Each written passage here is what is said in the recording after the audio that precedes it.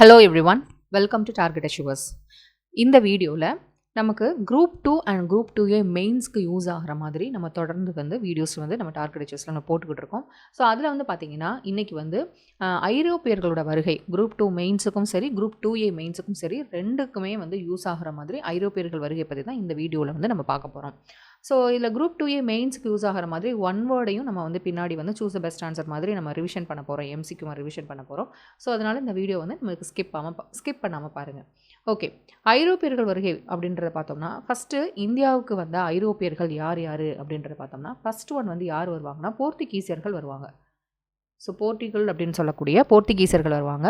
அவங்களுக்கு பிறகு யார் அப்படின்னு பார்த்தீங்கன்னா டச் வருவாங்க. அடுத்ததாக ஆங்கில கிழக்கிந்திய company, English East India company வராங்க. Next Danish East India company. So next அடுத்த கடைசியில் பார்த்தீங்கன்னா French East India company. So இவங்க எல்லாருமே இந்தியாவுக்கு எதுக்காக வர்றாங்க அப்படின்னு பார்த்தீங்கன்னா ட்ரேடு, அதாவது வணிகம் செய்கிறதுக்காக, வாணிபம் செய்கிறதுக்காக தான் அவங்க ஐரோப்பியாவில் இருந்து இங்கே வருவாங்க. இதில் ஃபஸ்ட்டில் இருக்கக்கூடிய இந்த போர்த்துகீசர்கள் இவங்க தான் இந்தியாவில் ட்ரேட் செய்கிறதுக்காக ஃபஸ்ட்டு வந்தவங்க. அண்ட் இன்னொரு முக்கியமான விஷயம் என்ன அப்படின்னு பார்த்தீங்கன்னா ஃபஸ்ட்டு கடல் பயணத்தில், அதாவது சீ ரூட் வழியாக கடற்பயணம் மேற்கொண்டு இந்தியாவுக்கு வந்தவர்கள் யார் அப்படின்னு பார்த்தோம்னா ஃபஸ்ட்டு வந்தவங்க யாருன்னா அதுவும் போர்த்துகீசர்கள் தான். அதாவது இந்தியாவில் இருக்கக்கூடிய நறுமண பொருட்கள், ஸ்பைசஸ், அதாவது மிளகு, மிளகாய், இஞ்சி, தேங்காய், பட்டு, மஸ்லின் துணி, காட்டன், இது எல்லாமே அவங்களுக்கு ரொம்ப தேவையாக ஏற்பட்டுச்சு, அவங்களுக்கு ரொம்ப தேவைப்பட்டுச்சு. ஸோ இவங்க ஏற்கனவே ஒரு 3 முக்கியமான வழித்தடங்களில் வருவாங்க. ஒரு குறிப்பிட்ட ஸ்டேஜில் அந்த வழித்தடங்களில் என்ன பண்ணியிருப்பாங்கன்னா பேன் பண்ணியிருப்பாங்க, வர முடியாத அளவுக்கு இருக்கும். அப்போ எப்படியாவது இந்தியாவுக்கு இந்த பொருட்களை வாங்கியே ஆகணும் அப்படின்னு சொல்லி ஃபஸ்ட்டு முயற்சியில் ஈடுபட்டவங்க யார் அப்படின்னு பார்த்தோம்னா அந்த போர்த்துகீசர்கள் தான். இப்போ இந்த போர்த்துகீசர்களில் சில முக்கியமான நபர்களை நம்ம பார்க்கணும். யார் யார் அப்படின்றத பார்த்தோம்னா ஃபஸ்ட்டு இளவரசர் ஹென்ரியை பற்றி பார்க்கணும். ஸோ இவரை பற்றி பார்த்தோம்னா நமக்கு ஒரே ஒரு பாயிண்ட் தான். ஸோ பார்ப்போம் ஃபஸ்ட்டு யார் யாருன்னு. இளவரசர் ஹென்றி, அதுக்கப்புறம் பார்த்தோலோமியோ டயஸ்.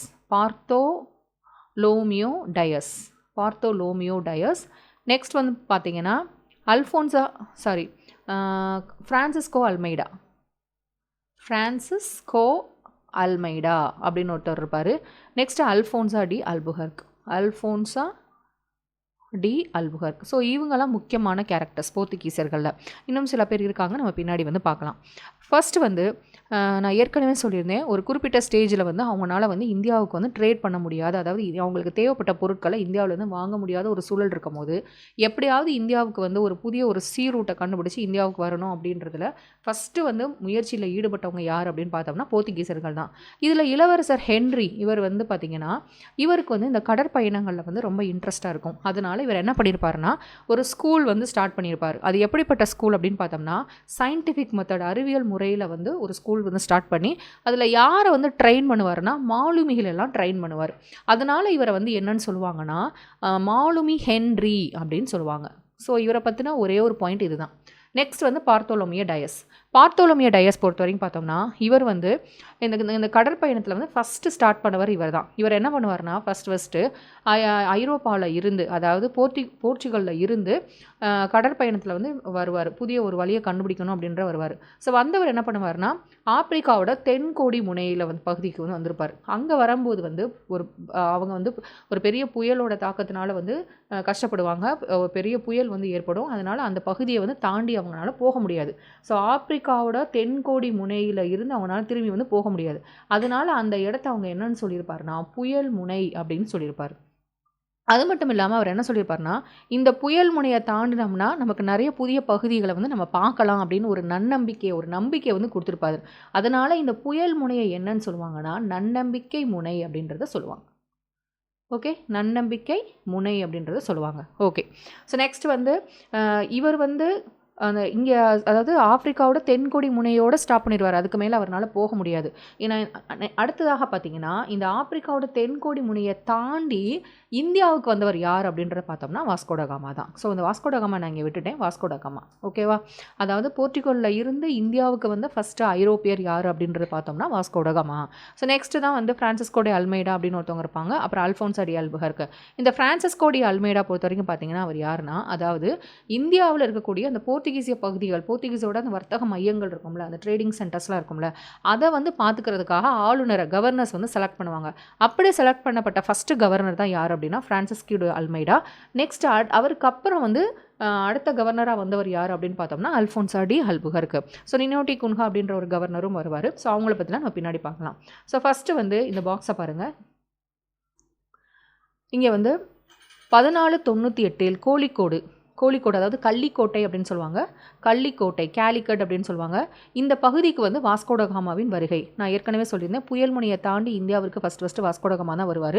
வாஸ்கோட காமா எங்கே வருவார்னா, இப்போதைக்கு கேரளா நம்ம சொல்கிறோம்ல, அந்த கேரளா பகுதியில் கோழிக்கோடு அதாவது கள்ளிக்கோட்டைன்னு சொல்லுவாங்க, அந்த பகுதிக்கு தான் ஃபஸ்ட்டு அவர் வர்றாரு. ஸோ எப்போ வராரு அப்படின்றத பார்த்தீங்கன்னா, இந்த டேட் ரொம்ப முக்கியம். 1498 மே 20 அப்போ வந்து இந்தியாவுக்கு வந்து வருவார். அவர் வரும்போது அவரை வரவேற்ற அந்த மன்னர் வந்து யார் அப்படின்னு பார்த்தோம்னா மன்னர் சாமுரேன். ஸோ அவர் வந்து அவருக்கு வந்து வரவேற்பார். ஸோ இது முக்கியமான டேட்டா. நெக்ஸ்ட் வந்து போர்த்துகீசர்களில் பார்த்தீங்கன்னா 1503 அதாவது 1503 போர்த்துகீசிய கோட்டை, முதல் போர்த்துகீசிய கோட்டை வந்து எங்கே வந்து கட்டுறாங்க அப்படின்னு பார்த்தீங்கன்னா கொச்சியிலையும், அதுக்கப்புறம் 1505 வந்து கண்ணனூர்லையும் 2வது கோட்டை கட்டப்பட்டது. ஸோ இதெல்லாம் முக்கியமான டேட்டாஸ், நீங்கள் நோட் பண்ணிக்கோங்க.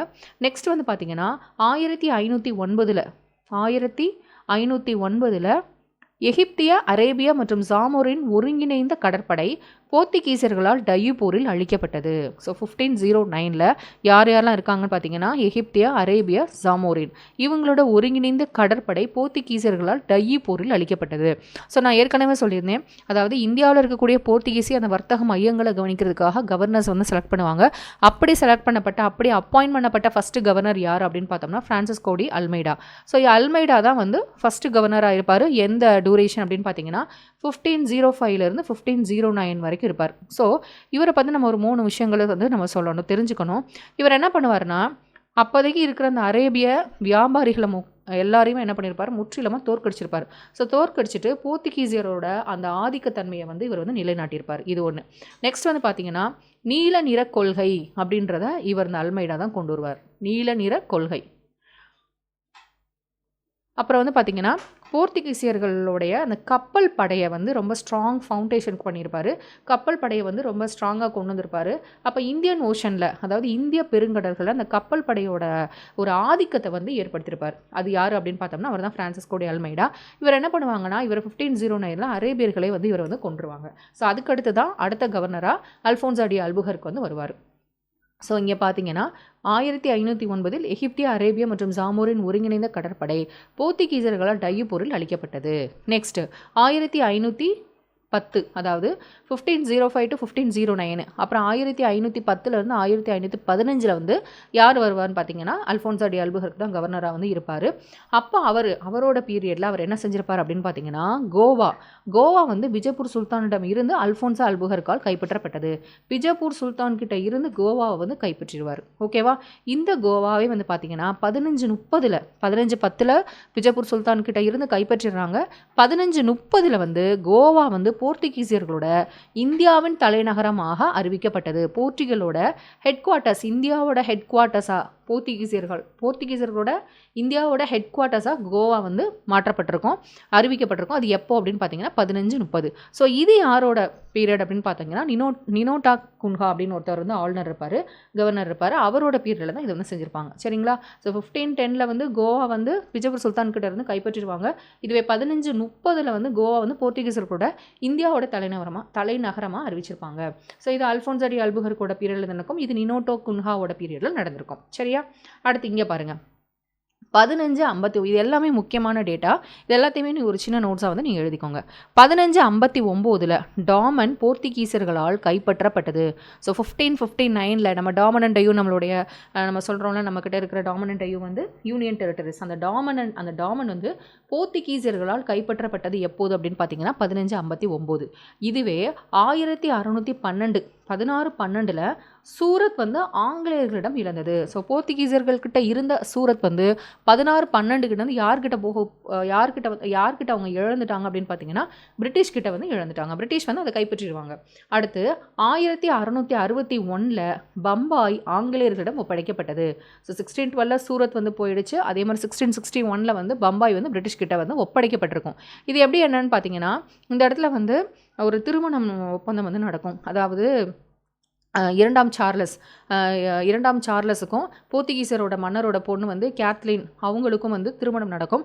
அந்த ஒப்பந்தம் அப்போ அந்த திருமணம் நடக்கும்போது என்ன பண்ணிடுவாங்கன்னா பம்பாயை வந்து பிரிட்டிஷ் கிட்ட வந்து அவங்க கொடுத்துருவாங்க. அது எந்த வருஷம் அப்படின்னு பார்த்தீங்கன்னா 1661. இதுவே 1663 போர்த்துகீசியர்கள் மலபார் கடற்கரையில் டச்சுக்காரர்களிடம் தங்கள் கோட்டைகள் அனைத்தையும் இழந்தனர். ஸோ இது எல்லாமே முக்கியமான டேட்டா. 1559 வந்து டாமன் வந்து போர்த்துகீசர்கள் கைப்பற்றப்பட்டது. 1612 வந்து சூரத் வந்து பிரிட்டிஷ் கிட்ட போயிருச்சு. அதே மாதிரி 1661 பம்பாய் வந்து பிரிட்டிஷ் கிட்ட போயிருச்சு. 1663 போர்த்துகீசர்கள் மலபார் கடற்கரையில் இருக்கிற எல்லா கோட்டையுமே வந்து யாருக்கு வந்து கைப்பற்றிட்டாங்க அப்படின்னு பார்த்தீங்கன்னா டச்சுக்காரர்கள் வந்து கைப்பற்றிருப்பாங்க. ஓகேவா? நெக்ஸ்ட் பாருங்க. 1961 கோவாவை விடுவிப்பதற்காக இந்திய ராணுவம் ஒரு ராணுவ நடவடிக்கை மேற்கொண்டது. ஸோ நம்ம ஏற்கனவே பார்த்தோம் 1510 வந்து கோவா வந்து பிஜப்பூர் சுல்தான் கிட்ட இருந்து அல்ஃபோன்சோ டி அல்புகர்க் வந்து கைப்பற்றுறாரு அப்படின்னு பார்த்தோம். 1530 வந்து அவங்களோட ஹெட் குவார்ட்டர்ஸாக அறிவிச்சாங்க அப்படின்றத பார்த்தோம். இந்த கோவா வந்து 1961 இந்தியன் கவர்மெண்ட்டோட வந்து இணைச்சிருப்பாங்க. அதை இணைப்பதற்காக வந்து இந்திய ராணுவம் வந்து ஒரு ராணுவ நடவடிக்கை மேற்கொண்டது. ஓகேவா? நெக்ஸ்ட் பாருங்கள். ஸோ நான் இப்போ ஏற்கனவே சொன்ன டேட்டா தான். ஃப்ரான்சிஸ்கோ டி அல்மைடா வந்து போர்த்துகீசிய இந்தியாவின் முதல் வைஸ்ராய், அதாவது கவர்னர். இரண்டாவது போர்த்துகீசிய வைஸ்ராய் வந்து யாருன்னா Alfonso de Albuquerque. So Alfonso de அல்புகர்க்கோட எந்த காலகட்டத்தில் இருந்திருப்பாருன்னா 1509 1515 வரைக்கும் இருப்பார். ஃப்ரான்சிஸ்கோ டி அல்மைடா வந்து 1505 1509 வரைக்கும் இருந்திருப்பார். ஆப்பிரிக்காவின் தென்கோடி முனையை முதலில் கடந்தவர் யார்? தென்கோடி முனையை வந்து முதல்ல வந்தவர் யாருன்னா பார்த்தோலோமே டயஸ். நான் ஏற்கனவே சொன்னேன், பார்த்தோலோமே டயஸ் தான் வந்து அவர் ஃபர்ஸ்ட் வந்து போர்ச்சுகல்லேருந்து வருவார். வந்து அவர் ஆப்பிரிக்காவோட தென்கோடி முனைக்கு வந்துடுவார். அதை தாண்டி அவரால் போக முடியாது. ஏன்னா அங்கே வந்து ஒரு பெரிய புயல் வந்து ஏற்பட்டிருக்கும். அதனால் அந்த பகுதியை வந்து புயல் முனைன்னு சொல்லுவாங்க. இன்னொன்று வந்து இந்த பகுதியை தாண்டி வந்தோம்னா நமக்கு நல்ல பகுதிகளை வந்து நம்ம பார்க்கலாம் அப்படின்றத சொல்லியிருப்பார். அதனால் அதுக்கு வந்து என்னென்னு சொல்லுவாங்கன்னா நன்னம்பிக்கை முனை அப்படின்றத சொல்லுவாங்க. ஓகேவா? வாஸ்கோ ட காமா தான் கடல் வழியாக இந்தியாவுக்கு வந்த முதல்ல வந்திருப்பார். முதல்ல வந்த போர்த்துகீசியரும் அவர் தான். ஓகேவா? ஓகே, இது எல்லாமே போர்த்துகீசரோட பிளேசஸ் தான். பாருங்கள். ஓகே, இப்போ நம்ம ஒன் வேர்ட் பார்க்கலாம். ஃபர்ஸ்ட் கொஸ்டின் பாருங்கள். வர்த்தகத்திற்காக இந்தியாவிற்கு வந்த முதல் ஐரோப்பியர்கள் யார் அப்படின்னு பார்த்தோம்னா போர்த்துகீசர்கள். ஸோ வர்த்தகம், பிஸ்னஸ், அதாவது ட்ரேட் பண்ணுறதுக்காக இந்தியாவுக்கு வந்து ஃபஸ்ட்டு யூரோப்பியன்ஸ் வந்து யார் அப்படின்னு பார்த்தோம்னா போர்த்துகீசர்கள். ஓகே, ஸோ நம்ம ஏற்கனவே பார்த்தோம் இந்தியாவுக்கும் வணிகத்திற்காக வந்த முதல் ஐரோப்பியர்கள் போர்த்துகீசர்கள் தான். வாஸ்கோ ட காமா தான் ஃபஸ்ட் வந்திருப்பார். எப்போ வந்திருப்பாருனா 1498 மே மாதம் 20 வந்திருப்பார். எந்த பகுதிக்கு வந்திருப்பார் அப்படின்னு பார்த்தீங்கன்னா கோழிக்கோடு பகுதிக்கு தான் வந்திருப்பார். இது வந்து ஐரோப்பாவிற்கும் இந்தியாவிற்கும் இடையே நேரடி வர்த்தக பாதையை திறந்தது. ஓகே, சரி, நெக்ஸ்ட் கொஸ்டின் பாருங்கள். இந்தியாவிற்கு பயணம் செய்த முதல் ஐரோப்பியர் வாஸ்கோ ட காமா. நெக்ஸ்ட் பாருங்கள். வாஸ்கோ ட காமா இந்தியாவிற்கு எப்போது வந்தார்? ஸோ எப்போது வந்தார்னா இப்போ தான் நம்ம பார்த்தோம் 1498 மே மாதம் 20 வந்திருப்பார். ஓகேயா? போர்ட்டுகல் இருக்கிற லிஸ்பன்லேருந்து ஸ்டார்ட் பண்ணியிருப்பார்.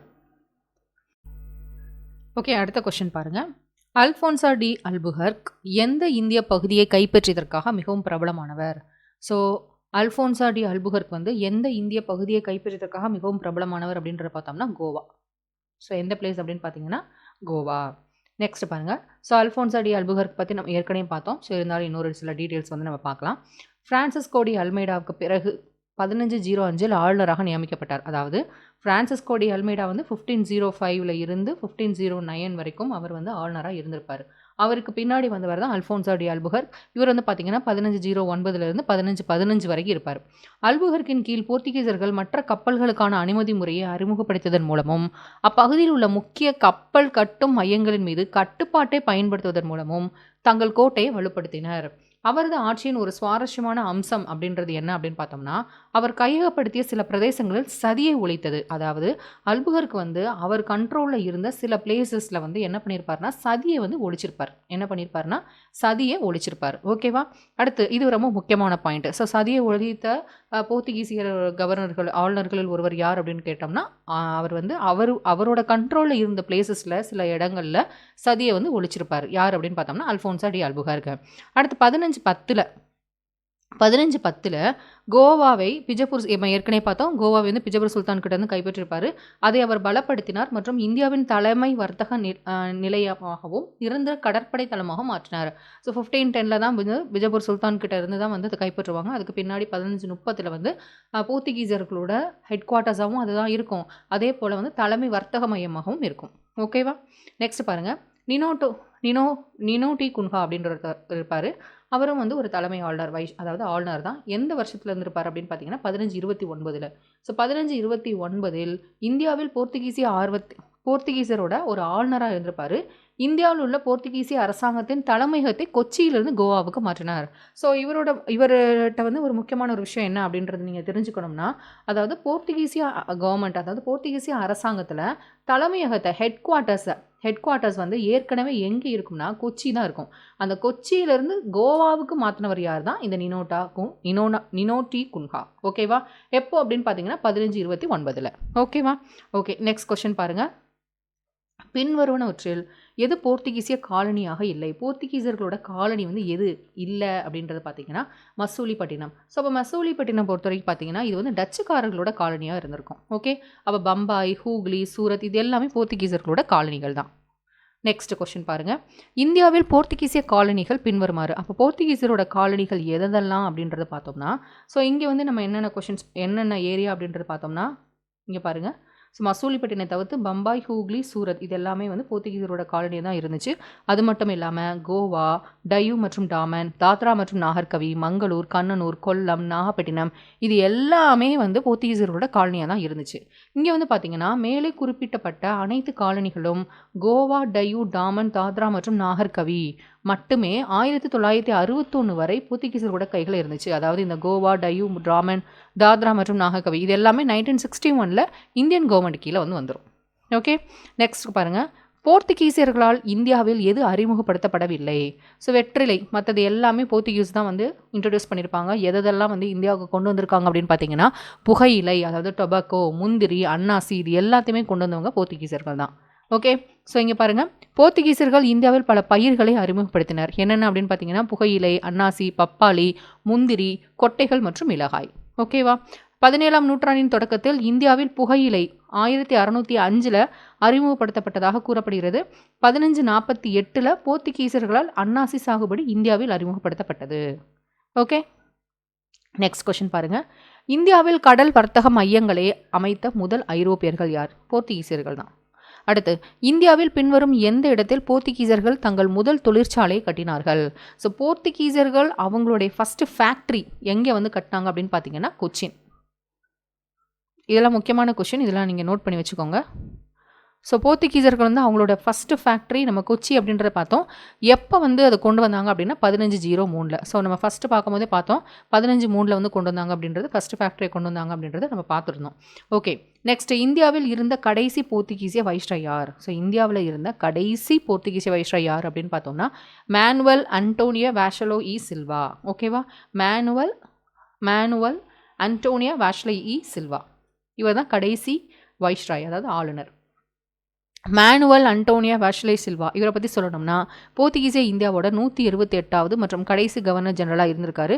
1958லேருந்து 1961 வரை போர்த்துகீசிய இந்தியாவின் கடைசி கவர்னர் ஜெனரலாக இருந்தார். அவரதோட பதவி காலத்தில் தான் டிசம்பர் 19, 1961ல் இந்திய படைகள் கோவா, டாமன் மற்றும் டையூவை கட்டுப்பாட்டில் கொண்டு இந்திய குடியரசில் இணைக்கப்பட்டன. ஓகேவா? நெக்ஸ்ட் கொஸ்டின் பாருங்கள். இந்தியாவில் போர்த்துகீசிய அதிகாரத்தின் உண்மையான நிறுவனர் யார்? ஸோ ஃபஸ்ட்டு கவர்னர் அப்படின்றது நம்ம பிரான்சிஸ்கோ டி அல்மைடா அப்படின்றத பார்த்தோம். அவர் வந்து நிறைய விஷயங்களை வந்து செஞ்சுருப்பார். ஆனால் போர்த்துகீசிய கவர்னர்ஸ்லேயே வந்து போர்த்துகீசிய அதிகாரத்தை உண்மையான ஒரு நிறுவனர்னு யாரை வந்து சொல்லுவாங்க அப்படின்னு பார்த்தீங்கன்னா அது அல்ஃபோன்சா டி அல்புகர்க் தான். Alphonsa de Albuquerque. ஓகேவா? இங்கே தான் இருக்குது, அது Alphonsa de Albuquerque. Okay, next question பாருங்கள். இந்தியாவில் போர்த்துகீசிய அதிகாரத்தின் உண்மையான நிறுவனர் அல்ஃபோன்சா டி அல்புகர்க் தான். ஸோ இது ஏற்கனவே நம்ம பார்த்த டேட்டா தான். அவர் 1510ல் பிஜப்பூர் சுல்தான் கிட்ட இருந்து கோவாவை வந்து கைப்பற்றிடுவார். அதுக்கப்புறம் வந்து பார்த்திங்கன்னா இந்திய பெருங்கடல் முழுவதும் போர்த்துகீசிய செல்வாக்கை விரிவுபடுத்துவதற்கும் அவர் அறியப்பட்டார். பிரான்சிஸ்கோ டி அல்மைடாவால் நீல நீர கொள்கை அறிமுகப்படுத்தப்பட்டது. நான் ஏற்கனவே சொல்லியிருந்தேன், ப்ளூ வாட்டர் பாலிசி அப்படின்னு சொல்லுவாங்க. அதாவது நீல நீர் கொள்கை அப்படின்றது கொண்டு வந்தது யார் அப்படின்னா Francisco de Almeida. Okay, Vasco ட காமா இந்தியா வந்தபோது அவருக்கு உதவியவர் வந்து யார் அப்படின்னு பார்த்தீங்கன்னா அப்துல் மஸ்ஜித் அப்படின்ற ஒருத்தவர் தான். இந்தியாவுக்கு வரப்போது வந்து அவருக்கு வந்து ஹெல்ப் பண்ணியிருப்பார். பின்வரும் எந்த ஆட்சியாளர் வணிக தலைவர், அதாவது ஹெட் ஆஃப் காமர்ஸ் அப்படின்னு யார் சொல்லுவாங்க அப்படின்னு பார்த்தீங்கன்னா மேனுவல், அதாவது முதலாம் மேனுவல், அதாவது மேனுவல் 1. ஓகே, நெக்ஸ்ட் பாருங்கள். வாஸ்கோ ட காமா இந்தியாவிற்கு எத்தனை முறை வந்திருப்பார்? இந்தியாவுக்கு வந்து எத்தனை முறை வந்துள்ளார்? 2 தடவை வந்திருப்பார். நெக்ஸ்ட்டு, போர்த்துகீசிய பயணி வாஸ்கோடகாமா இந்தியாவுக்கு 2 முறை விஜயம் செய்தார். எப்போ அப்படின்னு பார்த்தோம்னா நம்ம ஏற்கனவே தெரியும். ஃபர்ஸ்ட் டைம் வந்து 1498 மே மாதம் 20ஆம் தேதி வந்தார் அப்படின்றது நமக்கு தெரியும் ஃபர்ஸ்ட் டைம். அடுத்த தடவை எப்போ வந்திருப்பார் அப்படின்னு பார்த்தீங்கன்னா 1502 வந்து வந்திருப்பார். ஓகே. 2வது போர்த்துகீசிய பயணத்தின் தலைமை தாங்கியவர் யார்? அதாவது ஃபர்ஸ்ட் வந்து வாஸ்கோடகாமா தான் இந்தியாவுக்கு வந்து வந்த போர்த்துகீசியர்களையே முதன்மையாக வந்தவர். அப்போ செகண்ட் டைமாக வந்தவர் யார் அப்படின்னு பார்த்தீங்கன்னா Pedro Alvares Cabral. Pedro Alvares Cabral தான் வந்து போர்த்துகீசிய பயணத்திற்கு தலைமை தாங்கியார். அதாவது 2வது போர்த்துகீசிய பயணத்திற்கு தலைமை தாங்கியார். செகண்ட் டைம் இந்தியாவுக்கு வந்தவர் யார் அப்படின்றது பார்த்தீங்கன்னா பெட்ரோ ஆல்வாரஸ் கேப்ரல் தான். ஓகே. 2வது போர்த்துகீசிய பயணம் பெட்ரோ ஆல்வாரஸ் கேப்ரல் தலைமையில் நடைபெற்றது. இது எந்த வருஷம் அப்படின்ற பார்த்தீங்கன்னா 1500 இந்த பயணம் கோழிக்கோடு கடற்கரையை அடைந்தது. ஓகே. நெக்ஸ்ட் பாருங்கள். வாஸ்கோடகாமா கோழிக்கோடு சென்றடைந்த போது அங்குள்ள ஜாமோரின் ஆட்சியாளரின் எதிர்வினை என்ன? ஸோ அவர் அங்கே போகும்போது அங்குள்ள இருக்கிற ஆட்சியாளர் வந்து ஜாமரன் இருந்திருப்பார். அவர் என்ன செஞ்சார் அப்படின்றது பார்த்தீங்கன்னா அவர் வாஸ்கோடகாமாவை வரவேற்றார். வந்தவரை வந்து அவர் என்ன பண்ணியிருப்பாருன்னா வரவேற்றிருப்பார். ஓகே. நெக்ஸ்ட் கொஸ்டின் பாருங்கள். அதாவது வாஸ்கோடகாமா கோழிக்கூட்டை அடைந்ததும் ஆட்சியாளர் ஜாமோரின் அவரை வரவேற்று வாஸ்கோடகாமாவை வாசனை திரவியங்கள் மற்றும் மூலிகைகள் போன்றவற்றை எடுத்துச் செல்ல அனுமதித்தார். பின்வரும் நிறுவனங்களில் எது போர்த்துகீசிய பேரரசுடன் தொடர்புடையது? ஸோ பின்வரும் நிறுவனங்களில் எது போர்த்துகீசிய பேரரசுடன் தொடர்புடையது அப்படின்றது பார்த்தோம்னா ஆப்ஷன் ஏல இருக்கக்கூடிய எஸ்டாடோ டா இந்தியா. ஓகே. எஸ்டாடோ டா இந்தியா இது வந்து ஆக்சுவலாக ஒரு போர்த்துகீசியரோட பேரரசோட தொடர்பு உள்ளது. நெக்ஸ்ட் எஸ்டாடோ வந்து இந்திய போர்த்துகீசிய பேரரசை சேர்ந்தது. இது கிபி 1498 அதாவது 1498 வந்து இதை வந்து நிறுவிச்சிருக்காங்க. ஓகே. நெக்ஸ்ட் கொஸ்டின் பாருங்கள். போர்த்துகீசியர்களின் காலத்தில் போர்ட்டோ கிராண்டே என்று அழைக்கப்பட்ட இந்தியாவின் துறைமுகம் எது? அதாவது போர்த்துகீசியர்களோட காலத்தில் போர்ட்டோ கிராண்டே அப்படின்னு ஒரு துறைமுகத்தை வந்து சொல்லுவாங்க. இந்தியாவோட துறைமுகத்தை சொல்லுவாங்க. அது எந்த துறைமுகம் அப்படின்னு பார்த்தீங்கன்னா சிட்டகாங். எது அப்படின்னு பார்த்தீங்கன்னா சிட்டகாங். ஓகே. ஸோ அதை தான் சொல்லியிருக்காங்க. The Portuguese refer to the port city as Porto Grande de Bengale அப்படின்னு சொல்லுவாங்க. அப்படின்னா என்ன அப்படின்னா கிராண்ட் ஹார்பர் ஆஃப் பெங்கால் அப்படின்னு அர்த்தம். The term was often simplified as Porto Grande. இதை தான் வந்து போர்ட்டோ கிராண்டேன்னு சொல்லுவாங்க. ஆக்சுவலாக அது வந்து எதில் உள்ளதுன்னா சிட்டகாங். ஓகே. நெக்ஸ்ட் ஹூக்ளி துறைமுகத்தில் போர்த்துகீசியர்களை தோற்கடித்த முகலாய ஆட்சியாளர் யார்? ஸோ ஹூக்ளி துறைமுகத்தில் போர்த்துகீசியர்களை தோற்கடித்த முகலாய ஆட்சியாளர் யார் அப்படின்றது பார்த்தோம்னா ஷாஜஹான். எப்போ அப்படின்னு பார்த்தீங்கன்னா 1632. நெக்ஸ்ட் கொஸ்டின் பாருங்கள். எந்த ஆண்டு போர்த்துகீசியர்கள் டாமன் மீது தங்கள் அதிகாரத்தை நிறுவினர்? 1559. ஸோ நம்ம ஏற்கனவே நம்ம வந்து அங்கே ஒரு அந்த லைன் பார்க்கும்போது அதாவது ஒவ்வொரு வருஷத்தில் என்னென்ன வந்துச்சு அப்படின்ற பார்க்கும்போது நம்ம பார்த்தோம். போர்த்துகீசியர்கள் வந்து 1559 1559 வந்து டாமன் பகுதி மீது தங்களோட அதிகாரத்தை நிறுவினர். போர்த்துகீசியர்கள் 1559 டாமன் மீது தங்கள் அதிகாரத்தை நிறுவினர். ஓகேவா? ஸோ இதில் வந்து நம்ம டிஸ்கஸ் பண்ணுற கொஷின்ஸ் எல்லாமே ரொம்ப முக்கியமான கொஷின்ஸ். இதை தாண்டி உங்களுக்கு கொஷின்ஸே இருக்காது. போர்த்துகீசியர்களை வந்து இதை தாண்டி உங்களுக்கு கொஷின்ஸே இருக்காது. ஸோ ஒரு தடவை நீங்கள் ஒரு 1 or 2 டைம்ஸ் இந்த வீடியோவை நீங்கள் பார்த்துக்கலாம். இல்லைனா நோட்ஸ் கூட நீங்கள் எடுத்து வச்சுக்கிட்டிங்கன்னா அது ரொம்ப ஹெல்ப்ஃபுல்லாக இருக்கும். இதை தாண்டி உங்களுக்கு கொஷின்ஸ் எதுவும் இருக்காது. நெக்ஸ்ட் பாருங்கள். வாஸ்கோடகாமா இந்தியாவின் எந்த இடத்தில் இறந்தார்? ஸோ எந்த இடம் அப்படின்னு பார்த்தீங்கன்னா கொச்சி. வாஸ்கோடகாமா 1524 கொச்சியில் மலேரியாவால் இறந்தார். பின்னர் அவரது உடல் 1539 போர்ச்சுகீசியர்களுக்கு திரும்பியது. ஓகேவா? ஸோ எப்போ வந்து இருந்திருக்காருன்னா கொச்சியில் 1524 மலேரியா நோயினால் இருந்திருப்பார். பின்வரும் போர்த்துகீசிய இளவரசர்களில் யார் நேவிகேட்டர் என்று அழைக்கப்பட்டார்? ஸோ நேவிகேட்டர் அப்படின்றது யார் அப்படின்னு பார்த்தோம்னா இளவரசர் ஹென்றி. ஸோ நம்ம ஏற்கனவே பார்த்தோம் மாலுமி ஹென்றி அப்படின்னு நம்ம பார்த்தோம். இளவரசர் ஹென்றி வந்து கடற்பயணத்தின் மீது ரொம்ப இன்ட்ரெஸ்ட்டாக இருக்கிறதுனால ஒரு ஸ்கூல் ஆரம்பிச்சிருப்பாரு. அதில் வந்து பார்த்தீங்கன்னா ஃபுல்லாகவே வந்து சயின்டிஃபிக் ரிலேட்டடாக தான் வந்து அந்த ஸ்கூல் வந்து ஸ்டார்ட் பண்ணுவார். மாலுமிகளுக்கு வந்து ட்ரெயின் பண்ணுற மாதிரி இருக்கும். ஸோ அதனால் அவர் என்னன்னு சொல்லுவாங்கன்னா மாலுமி ஹென்றி அப்படின்னு சொல்லுவாங்க. அதாவது நேவிகேட்டர் என்று அழைக்கப்பட்டார். ஓகேவா? ஸோ அதை தான் இங்கே போட்டிருக்காங்க. இளவரசர் ஹென்றி தி நேவிகேட்டர் என்றும் அழைக்கப்படுகிறார். கடல்களை ஆராய்வதிலும் போர்த்துகீசிய ஆய்வுகளை ஊக்குவிப்பதிலும் குறிப்பிடத்தக்க பங்கை கொண்டிருந்தார். நெக்ஸ்ட் கொஸ்டின் பாருங்கள். போர்த்துகீசிய மாலுமி பார்த்தோலோமிங் டயஸால் எந்த ஆண்டு நல்ல நம்பிக்கை மூனை கண்டுபிடிக்கப்பட்டது? 1487. ஸோ ஃபஸ்ட்டு வந்து பிரான்சிஸ்கோ டி அல்மைடா தான். அவர் தான் அந்த கடல் பயணத்தை வந்து ஃபஸ்ட்டு போர்த்துகீசியர்களை ஸ்டார்ட் பண்ணியிருப்பார். எந்த வருஷம் அப்படின்னு பார்த்தீங்கன்னா 1487. ஓகேவா? ஸோ நெக்ஸ்ட் கொஸ்டின் பாருங்கள். கடற்படை வர்த்தகத்தை குறிக்கும் கார்டாஸ் அமைப்பு எது அப்படின்னு பார்த்தீங்கன்னா கார்டாஸ் சிஸ்டம் அப்படின்னு சொல்லுவாங்க. பின்வருவனவற்றில் யாரால் பயன்படுத்தப்பட்டது? ஸோ போர்த்துகீசியர்களால் தான் அது கண்டுபிடிக்கப்பட்டிருக்கும், அதாவது பயன்படுத்தப்பட்டிருக்கும். என்ன சிஸ்டம் அப்படின்னா கார்டாஸ் சிஸ்டம். நெக்ஸ்ட் வந்து பாருங்கள், கார்டாஸ் சிஸ்டம் அப்படின்னா என்ன அப்படின்னா, போர்த்துகீசிய பேரரசின் ஆட்சியின் கீழ் 16ஆம் நூற்றாண்டில் இந்திய பெருங்கடலில் போர்த்துகீசியர்களால் வழங்கப்பட்ட கடற்படை வர்த்தக உரிமம் அல்லது பாஸ். அதாவது கடற்படை வர்த்தக உரிமம் எந்த நூற்றாண்டு அப்படின்னு பார்த்தீங்கன்னா 16th செஞ்சுரியில் போர்த்துகீசிய பேரரசின் ஆட்சியின் கீழே வந்து இது இருக்கும். அதுக்கு பேர் என்னென்னா கார்டாஸ். இது ஒரு கடற்படை வர்த்தக உரிமம். ஓகேவா? நெக்ஸ்ட் வந்து பார்த்தீங்கன்னா, யாரால் பம்பாய் ஆங்கில கிழக்கிந்திய கம்பெனியிடம் ஒப்படைக்கப்பட்டது? அதாவது நம்ம ஏற்கனவே பார்த்தோம், பம்பாய் வந்து ஆங்கில கிழக்கிந்திய கம்பெனிகிட்ட வந்து ஒப்படைச்சிருவாங்க. அது ஒப்படைச்சது வந்து யார் அப்படின்னு பார்த்தோம்னா போர்த்துகீசியர்கள் தான். ஓகே, நெக்ஸ்ட் கொஸ்டின் பாருங்கள். 1534 பசீன் உடன்படிக்கையில் குஜராத் சுல்தான் பகதூர் ஷாவிடமிருந்து பம்பாய் போர்த்துகீசியர்கள் கைப்பற்றப்பட்டது.